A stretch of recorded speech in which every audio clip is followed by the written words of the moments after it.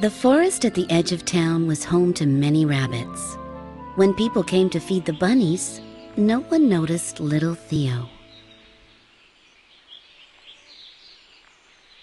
Since he was the smallest bunny, he was very hard to spot. It was almost like Theo was invisible.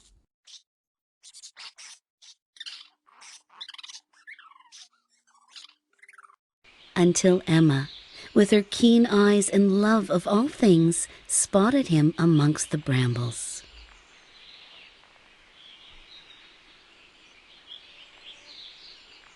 Every time she visited, Emma brought a carrot just for Theo.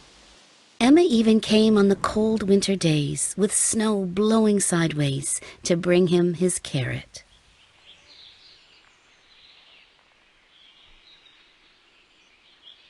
They were his favorite. When spring finally arrived, Theo wanted to return the favor.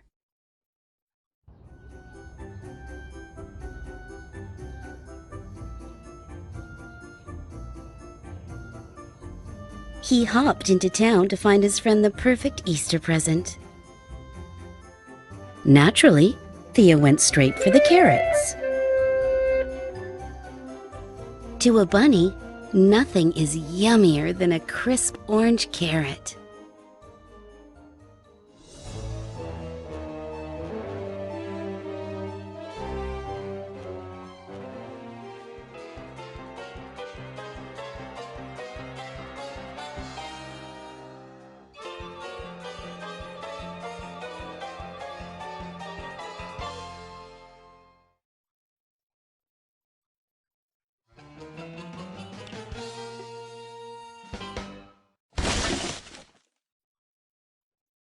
But then, Theo looked at the humans around him.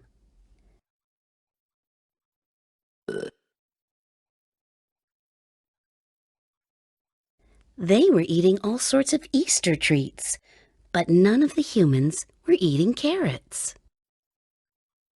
Theo realized that carrots were his favorite thing, and he wanted to get his friend her favorite thing. Plus, all the carrots had disappeared. Theo hopped into the bakery to get Emma something delicious.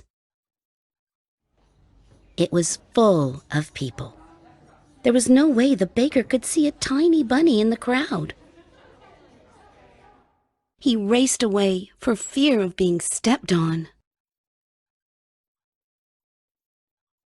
Theo tried the flower shop next. Perhaps some nice flowers would make Emma feel special.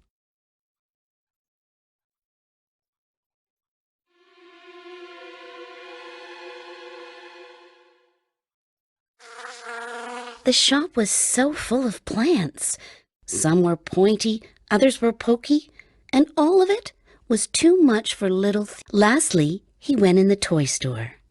There were all sorts of beautiful dolls and games that Emma was sure to love. But when the shopkeeper noticed him, he just put Theo on the shelf with the other toys.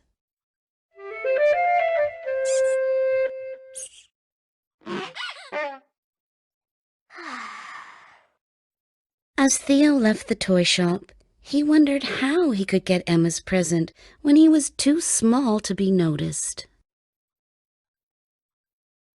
There, in the window, was the perfect treat in the perfect bunny shape.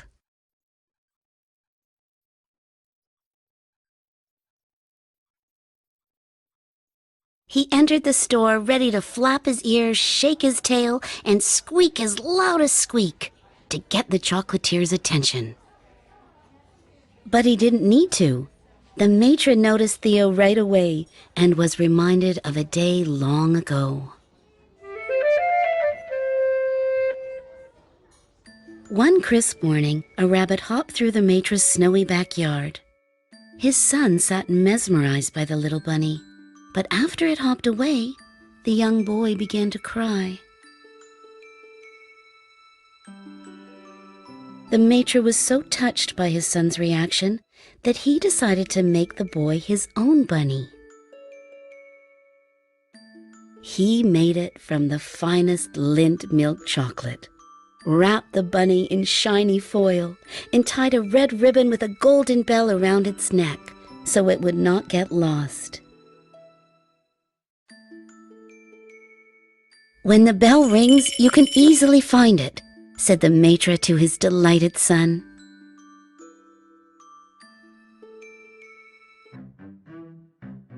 The maitre whisked the chocolate as he told Theo his story.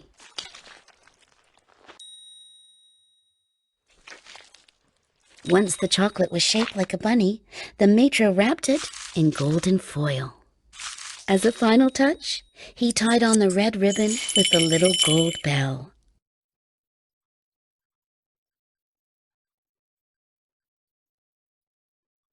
Theo bounced the gold bunny over to Emma's house.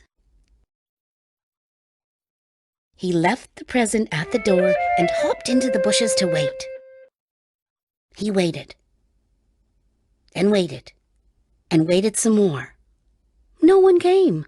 He crept to the window and peered inside. There was Emma!